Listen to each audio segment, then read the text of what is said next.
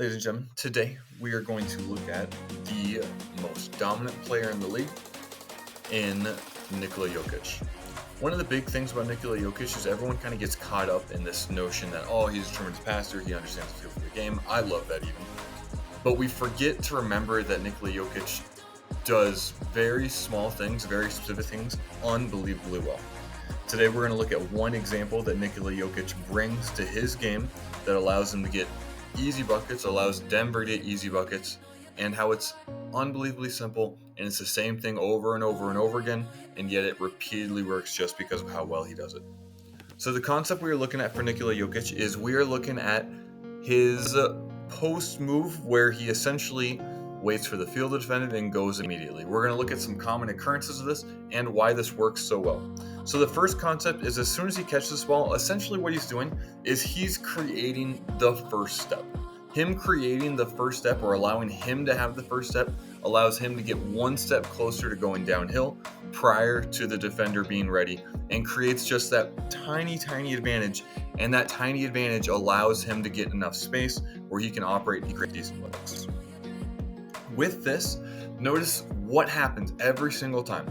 Okay, so first off, he's always on the same side of the court in almost all of these examples. Okay, he wants to go to his dominant hand, which is going to be his right hand, so he wants to use it spinning past his left shoulder and get his first dribble with that right hand, creating separation. The reason he does this is just because you feel more comfortable with the right hand, probably practices it slightly more, and then it's also easier for him to pass with the right hand.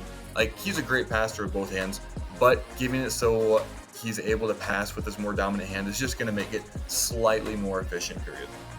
He waits for contact. That sounds odd. Like, contact as a defender, you're taught to create a little bit of contact because it makes it harder for the offensive player to go. So why does Jokic wait for contact? He waits for contact because he uses this contact to create momentum for the defender going the opposite direction. As soon as he feels contact on his backside, usually with their left hand, he uses that to force that contact continuing away from the basket while he is pivoting towards the basket. So notice as soon Wiseman maybe puts his left hand on Jokic, he spins immediately. Okay, he spins, goes, Wiseman is off balance, moving the opposite direction, and Jokic is facing the basket, already moving towards the basket. Creating that separation leads to the basket and the foul. One important note here is he doesn't wait for the left hand to be on him for a significant period of time. It's as soon as he feels the contact.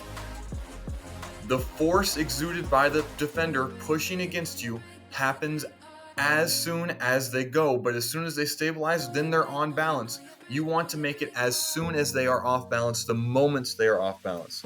So we can see repeatedly, time and time again, and I'm sure you've all seen this in games as well.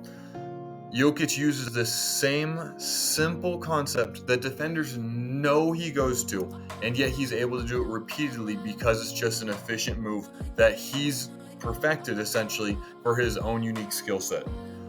So I hope this adds a little bit of clarity, shows you how potentially you could use this or how you could see it in games.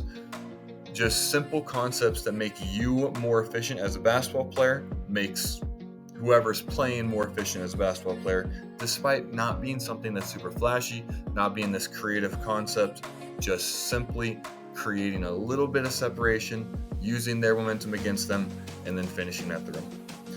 If you enjoyed this, feel free to like and subscribe, and have a great rest of your day.